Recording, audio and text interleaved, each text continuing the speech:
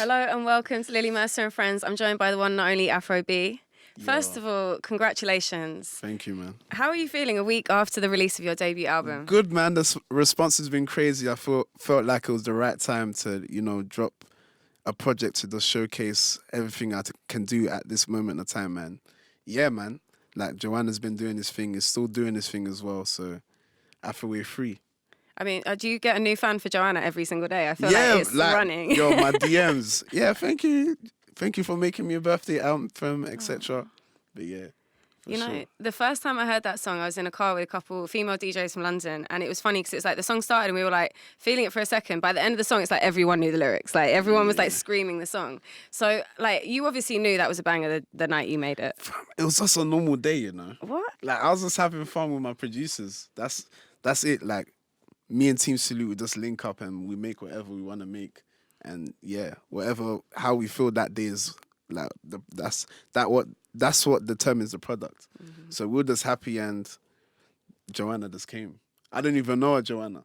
Well, I know one, but she's a friend of mine. Nothing like that. But yeah. But were you feeling like the morning after you woke up where it kind of settled in, were you like, I've got the hit, don't worry, I've got the hit I still didn't know. You didn't? It's when I put a preview on Instagram and then I was like getting crazy response. That's when I was thinking, wait, there's something here. So I then spoke to my manager. I was like, you know what, let's just drop this next and see where it goes from there. Then, yeah, it just started to take off. I mean, obviously, Drogba was going to be a fan, but Cardi B, that video is still crazy. Like, yeah. Like, she's just on the table doing that mad thing. So, yeah, for sure. Like, so many artists have been showing love to the record, just organically as well, not forced. I didn't pay no one to do this. Yeah. And it still bangs. That's the thing. It's crazy. It's growing, man. I don't know. That's his own monster now. Yeah. That's his own monster. So I'm just happy I got a record like that I can always go back to. It's true. It's definitely like a UK classic for the future now. Like, you know that is always going to be a classic in the UK. Mm-hmm. So we thank you. But I do want to ask you as well, I know you've had a few months to kind of get used to it, but what is it like to have a song with Vybz Kartel? It's crazy, you know. That guy, I grew up listening to him. So, yeah, sometimes it's just like, wow, vibes, you know. And like for him to jump on it, that means he likes what I did on the record. So even that's mind-blowing as well. So big up J Skull for making that happen. Because I didn't even know he was going to jump on the song. Like, it was a song I recorded, like, a few months before it came out. And then, like, the beginning of the years when Dre sent me the verse. And I was like, what? Who is this? It was crazy. Like, the recording sounded mad, didn't it? Like, it wasn't proper quality. And I could hear that it was Vybz, though. And I had to double check. And I was like, what? It's him. And then, yeah, it was like, let's get the vocals quick and drop the rhythm. It's amazing. I mean, it's still mad to me how he's like recording better songs in jail than like many regular musicians are in great studios. He's just got, Vybz is a different breed, man. Yeah. Different breed. You know what it is with Vybz, man. But I love the album, and like what I love about it as well is the angle of having quite a lot of dancehall artists on there, and like obviously you being so well known for Afrobeats, it's like you've kind of brought the two sounds together in a really like well blended way. Was that something that you thought when you were approaching the album, or did that just happen in the recording process? You know what? I grew up listening to I grew up listening to more dancehall than Afro, you know. So I've always been into that a lot, and like nowadays the tempo wise, Afro's like got a similar tempo to dancehall. That's why they kind of blend in more. So yeah, I just wanted to merge the two and merge the two different worlds together. And I mean, Afro Wave 1 was about 2.5 years ago, right? Yeah. So obviously having the two projects beforehand, like it kind of crafted the album. But like, what was the difference in the approach when you started to make Afro Wave 3 compared to the first two? Three, I believe. Well, I had more of I knew what I wanted and I knew like my lane. Because 1 and 2, I was still kind of discovering my sound. Do I want to go down more of the Afro swing route, or do I want to keep my authentic sound, or do I just want to do like Afro commercial or whatever? And I was still learning how to write. Like all of this was a process, like, because I'm kind of fairly new in the artist thing, you know. It's like it's only been 5 years, so it was still a learning curve. But once you set a foundation, because before that I was DJing, people would just stick with you. So if you have hiccups here and there, it doesn't really matter. But I feel like 3 is when, well, this one that just came out, like I knew what I wanted to do, and like I knew I was more improved in the whole artistry. Mm-hmm. Yeah. for sure. Because that's the thing, you do get a lot of DJs that become producers, but it's I mean, there are, so I can think of a few right now. I mean, Angie Martinez, shout out Angie Martinez. Big up. But like to be a DJ and then become like an artist, it's obviously a different challenge because you can be quite critical of artists when you're a DJ. You're listening for a certain sound. Yeah. So what was the biggest challenge for you in making that transition?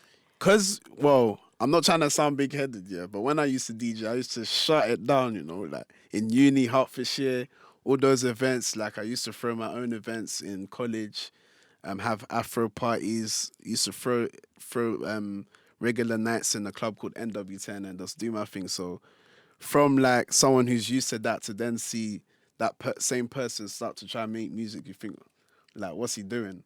But the more I started to like release song after song, and like there were good enough tracks to play in the club, that's when I started to gain that respect. And then like it was just, I think Juice and Power was what kind of made that stamp, kind of. And then Joanna was like, okay, cool, you ain't playing about. Juice and Power is such a banger as well. And that's the Yeah, thing. yeah, It's yeah. like, I mean, that song still goes in a different way to Joanna. You know, I still hear that song and get very happy.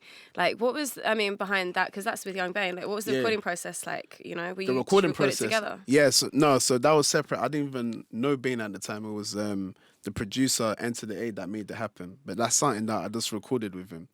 And then, yeah, he sent Bane the verse. And I think this was even before Bane made Shape of You and stuff. I can't remember what tracks he had out.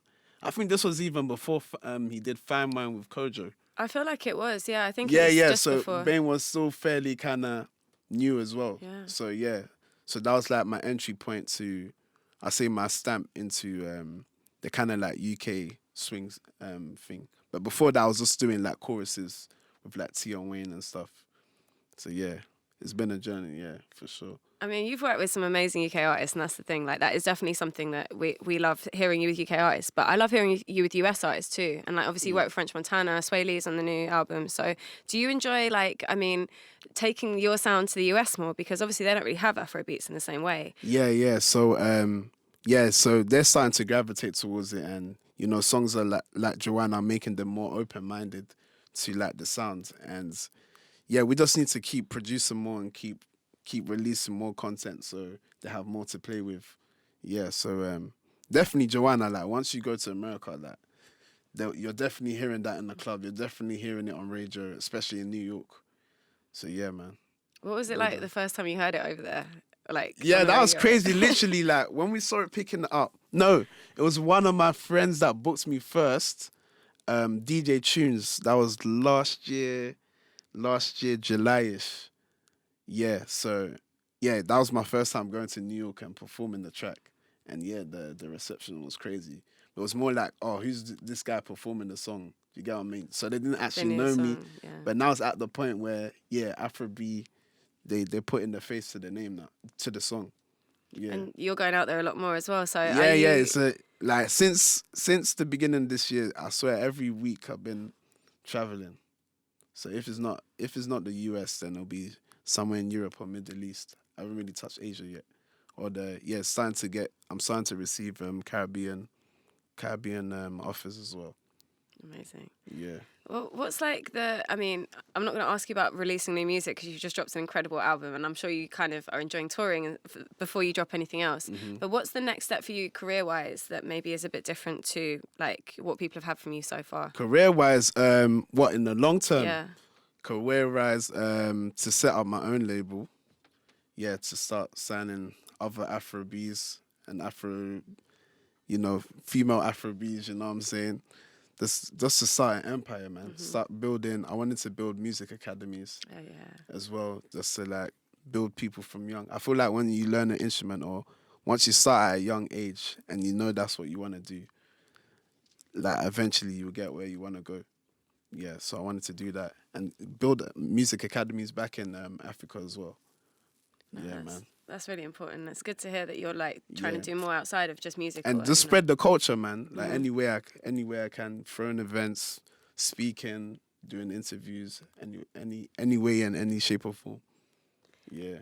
And with production, like, do you think because I mean, Team Salute have produced a lot on the new album, but it's not entirely, right? They've done 95%. Yeah, 95. Yeah. There's a bit of Dre Skull, a bit of Banks and Ranks in there. Yeah. So I mean, obviously you're a loyal guy. I'm sure that they will stay in your in your catalog for a long time. Mm-hmm. But what do you look for when you're making a song? Is it do you start with the beat, or like do you kind of just get in the studio and vibe with them? There's not really a formula, It's just like it could be that, or it could be something that I thought of in the shower.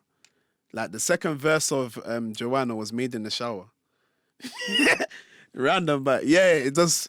Whatever it is, like I might just think of something on the way there, or they might start a melody, and then I'll just catch on quick. With Joanna, he started off the melody, but it started off kind of dark. But I told him, yeah, make it happier. That's when it started playing that dum dum dum dum, and then I started to mumble melodies, and Joanna was the name that I picked out from the mumbling.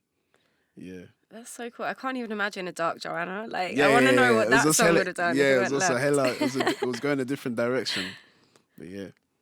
But that's something, I mean, do you ever see yourself experimenting with production? Because obviously being a DJ, you've got an understanding of certain melodies. So I do co-produce a bit. Like I play keys, but I can't make a full beat.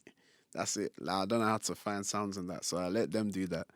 But yeah, I'll just contribute here and there. But yeah, Team Salute are the main guys that do what they need to do. Yeah. What can we expect for you visually from the album? If we give me a sneak peek of the next video? I've got videos ready to go. So there's a video shot for the T-Pain rhythm. There's a video shot for the Slim Jimmy rhythm. There's a video shot for the Mad Mad Mad rhythm. So yeah, there's 3 videos ready to go. I'm gonna keep shooting as well. Yeah, because all of them have not all of them, but they have single potential. So I feel like I didn't want it to just get lost in the album. Just push it. So the whole of 2020, I'm just gonna keep dropping before summer. But all your visuals are very clean and they all go really well together. Like it must be something you take seriously when I'm sure like concepts might be partly the directors. Yeah. But what's been your favourite video to create so far? Even the unreleased ones. Yeah. It was definitely, I think it was the T-Pain one, Yeah. Because just seeing him, I was like, fam, I used to listen to you, I don't think you understand, like, on repeat. And he's a cool guy, he's humble. Like, T-Pain's very cool, like. And for what he's achieved, you wouldn't really expect that. But it was down to earth. Like, he's kind of a class clown as well, like, just busting joke. Like, yo, this is actually mad. I'm sitting next to him. But obviously, I have to keep it cool, innit? I can't show him that I'm hella excited or whatever, fanboy. But yeah. I'm gonna be real. If I saw T-Pain, I think I'd just start screaming, and then running away, like. Yeah, so it's mad. Has anyone made you have that reaction of screaming and Jay-Z. running away? Oh, well, not screaming though. No, obviously. It's more like it was more like, oh my days. So basically, it was I was in the Tidal building in New York, and then I was leaving now with my manager, and we pressed the button for the lift to go down, and then the doors just open. You just see him in a corner. Imagine just pressing the button for just seeing Jay-Z in the lift. So I'm thinking, what? We all pause, yeah? And then he starts to giggle, like, oh, come inside. And there's just an awkward silence till he gets to his floor. He comes out now, everyone breathes out. Like, what? And I didn't say nothing, I was like, I should have told him who it was. But the London mentality, you don't want to look like a beggar or anything. Mm-hmm. So I was like, imagine if I just approached him and said, I don't know who you are. That would have made me look dumb, innit? So. Well, I mean, don't worry. I'm sure next time he's going to know exactly who you are. Yeah. I still should have said something, though. But yeah, it is what it is. I just love that. So, like, you're saying that your career's been going for about 5 years as an artist. You've been in a lift with Jay-Z. So I'm just excited to see where you are in another 5 years. Yeah, another 5 years, different levels, man. That's when I'll be icon level, for sure. Or probably just be chilling, signing people, or whatever. Yeah. Well, I'm excited to see what you do next. I'm going to let you go because there's literally the outside. It looks like Supreme on drop day. There's a lot of people trying to talk to you and you're off to Miami. So Thank you very much for your time. Blessings. And congrats Thanks for again. having me.